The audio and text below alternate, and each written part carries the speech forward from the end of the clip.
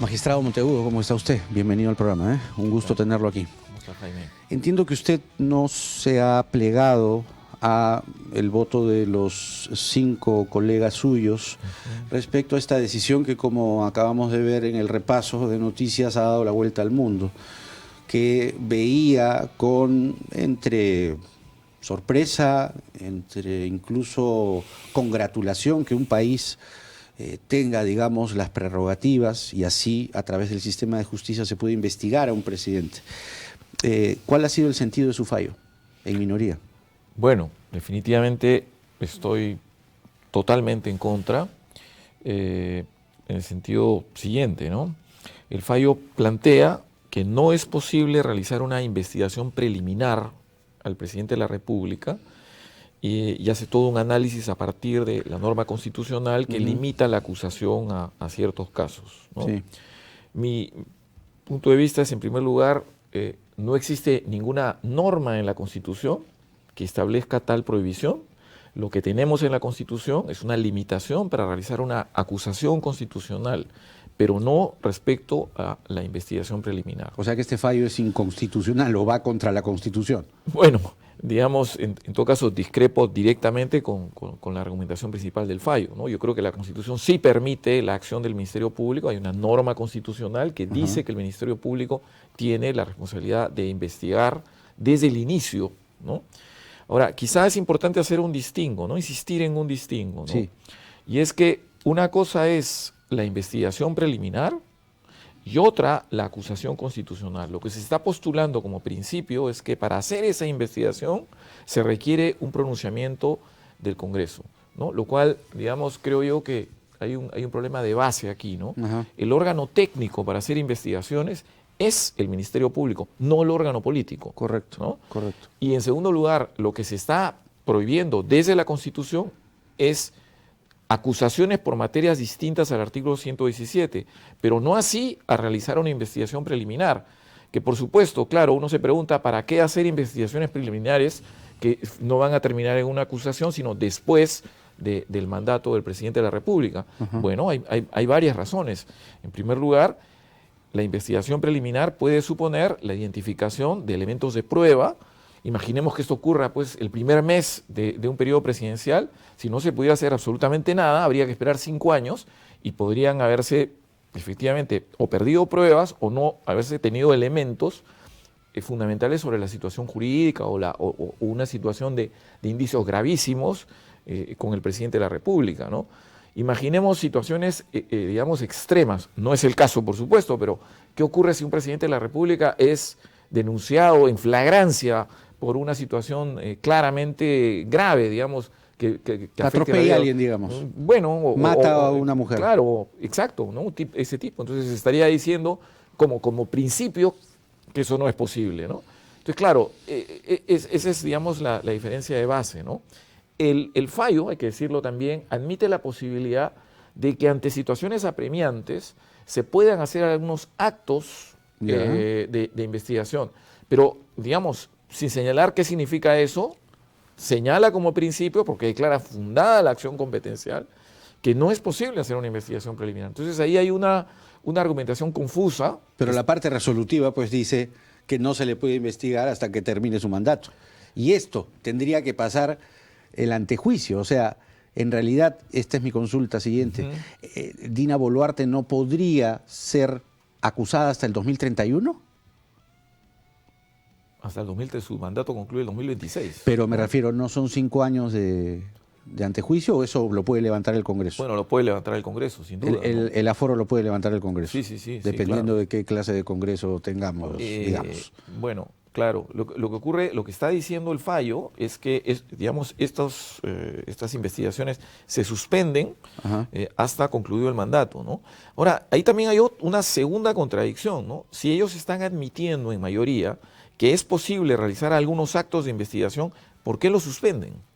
¿Por qué lo suspenden? Porque claro, algunos de estas carpetas fiscales, digamos, son el resultado precisamente de ese tipo de actos de investigación. Claro. Entonces ahí hay algo que no, digamos, en mi concepto está errado. Mal argumentado en el fallo o Sí. se contradice el propio fallo. Efectivamente. Ahora, mi postura es que es posible hacer la investigación preliminar hay que hacerla sobre la base de una sospecha razonable, porque es evidente que no se trata tampoco de atacar la estabilidad de la presidencia de la República. ¿Qué es lo que se ha dicho, no? ¿Qué es lo que se ha dicho algunos colegas suyos? Claro, claro, pero justamente hay que hacerlo con ciertos estándares. Cuando hay una sospecha razonable, cuando hay graves violaciones de derechos fundamentales o cuando hay un problema de corrupción. Hay un punto en la sentencia contra el que también discrepo, y es que esto, digamos, no solamente está la posibilidad de hacer una investigación preliminar, proviene de nuestra Constitución, sino también tenemos tratados internacionales que obligan a los estados a hacer coherente la lucha contra la corrupción y la subsistencia de estos regímenes de cierta inmunidad o ciertas limitaciones. Lo dice un reciente tratado suscrito por el Estado peruano. Y entonces, y en la ponencia o en la sentencia se afirma que esto no puede ir en contra de la Constitución. Yo no veo ningún problema en interpretar la Constitución en el sentido de que sí es posible hacer una investigación preliminar y al mismo tiempo cumplir con este compromiso de lucha contra la corrupción. Ahora, el asunto es que, también muy importante, creo yo, y es que, ¿por qué investigar preliminarmente al presidente? Bueno, si hay indicios, sospechas razonables... Que los hay en estos casos, ¿no? Bueno, ya ese es un asunto que corresponde a la Fiscalía, pero creo que es importante que el propio presidente de la República sea el principal preocupado en que que haya un completo deslinde, ¿no? Miren, no parece ser el caso. Bueno, se han hecho investigaciones de este tipo en Estados Unidos, en el periodo de Trump. A Trump le han hecho investigaciones preliminares.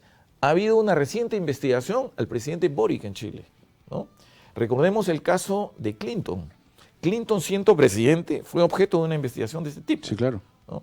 Entonces, no estamos frente a algo que verdaderamente repugne un sano principio, bajo ciertos parámetros, por supuesto, de investigación, ¿no? Eso es lo que a mí me resulta, digamos, preocupante, que se esté pensando que no es posible. Yo tengo que decir que en mi voto, por ejemplo, yo señalo que algo que no se debe hacer y no se debió hacer en una de las carpetas es señalar un apercibimiento al presidente de la República de que si no asiste a su declaración se le va a traer con grado fuerza, ¿no? O sea, ya eso sí, digamos, me parece que es algo sobre el cual no se pronuncia la sentencia de mayoría, pero yo creo que la investigación preliminar, básicamente en todo su conjunto, debe ser permisible, con algunas limitaciones. Por ejemplo, estamos señalando que no debiera haber pues, una interferencia telefónica al presidente, o que no se puede entrar al despacho presidencial, al entorno donde está el presidente, pero digamos, en línea de principio, cuando hay sospecha razonable, cuando se trata de graves casos de violaciones de derechos fundamentales o casos de corrupción, no hay ninguna razón, ¿no? O sea, el fallo, en buena cuenta, diría usted que le da un manto de impunidad a quien gobierna el país.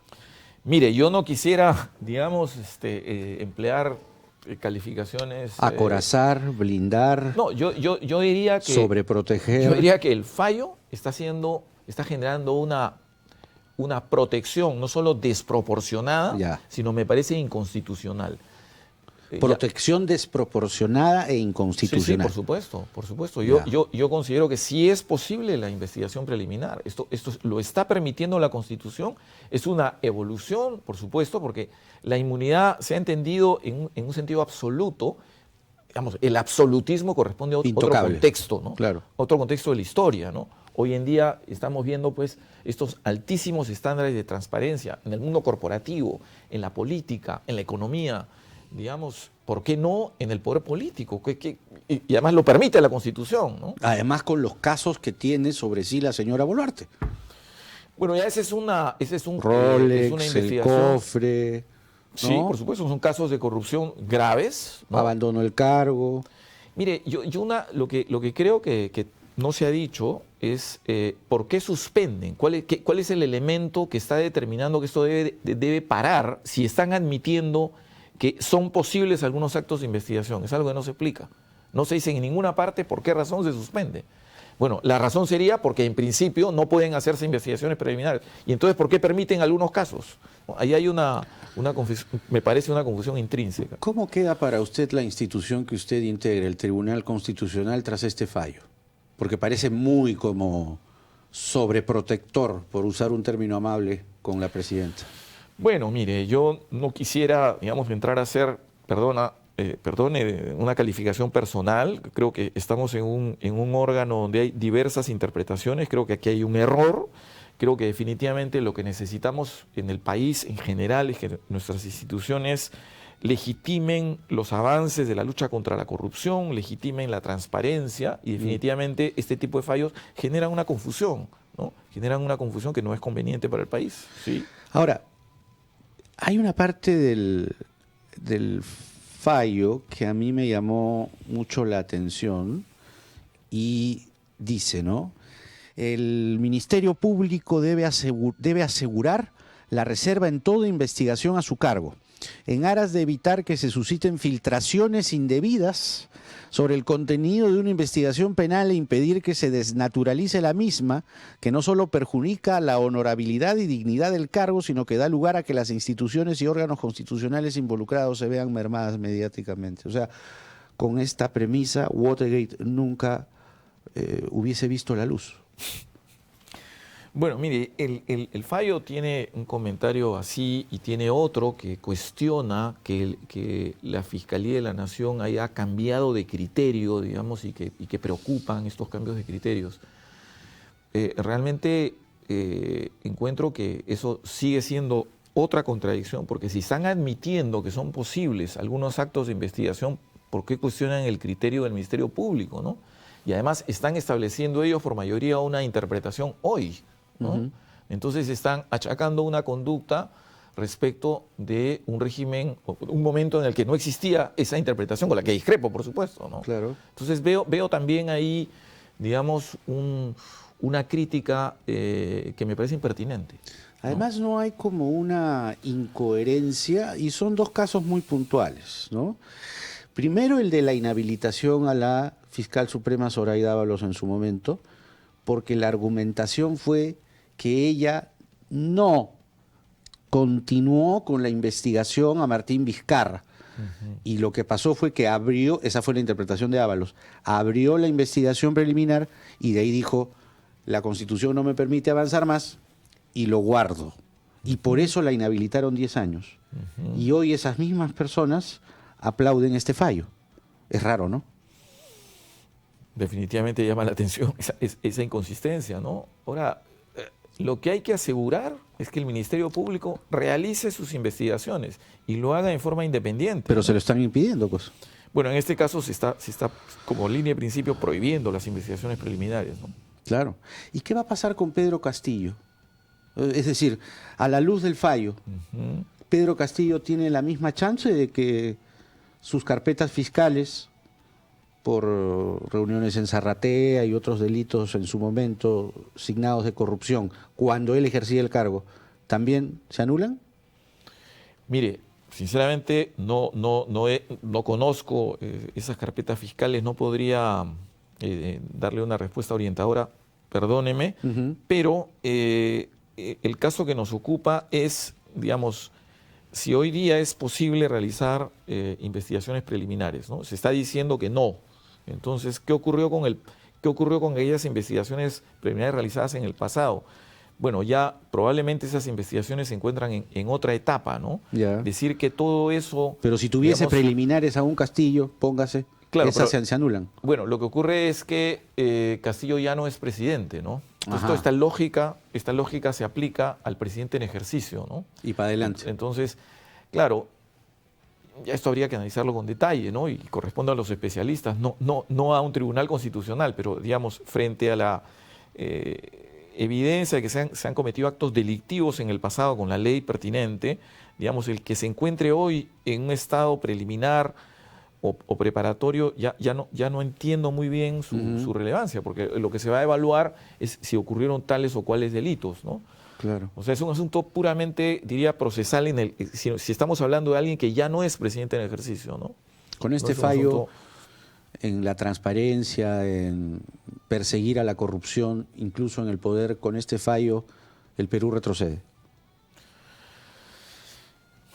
Mire, no quiero llenarme de calificativos hacia un fallo que debe ser objeto de la opinión pública, pero insisto, ¿no? Creo que es algo que no corresponde a nuestro régimen constitucional. Y hay que tener en cuenta que estos esfuerzos de investigación, estos esfuerzos de lucha contra la corrupción, de protección de derechos, están en la lógica de todo nuestro sistema constitucional.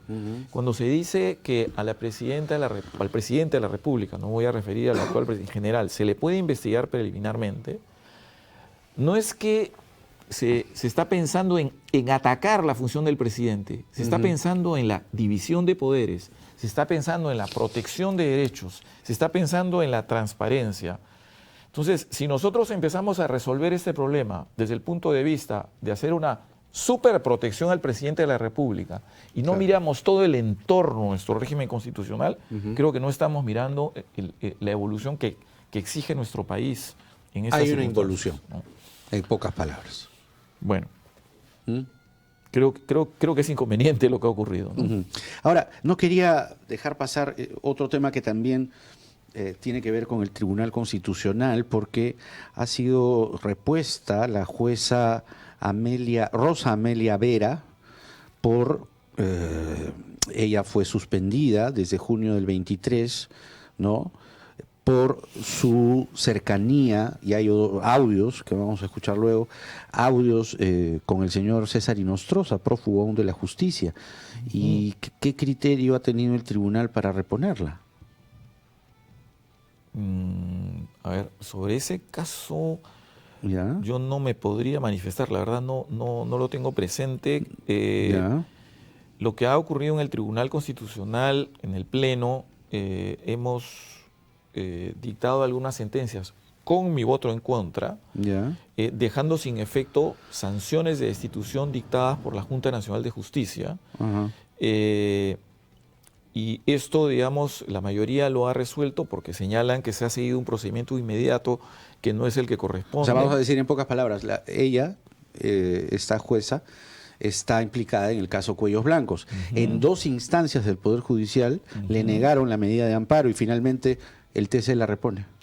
Ya, mire, yo preferiría, mi querido Jaime, perdóname, revisar con mayor detalle el caso de la señora, pero lo que sí ha ocurrido es que el TC ha repuesto, con mi voto en contra, ha ordenado, mejor dicho, ha dejado sin efecto sanciones de la Junta Nacional de Justicia, ¿no?, aduciendo la indebida aplicación de un procedimiento inmediato que en mi concepto está totalmente justificado y es constitucional. Eso ocurrió con un grupo de magistrados. Muy ¿no? bien. El magistrado Manuel Monteagudo del Tribunal Constitucional con nosotros. Gracias, doctor. Un gusto haberlo tenido.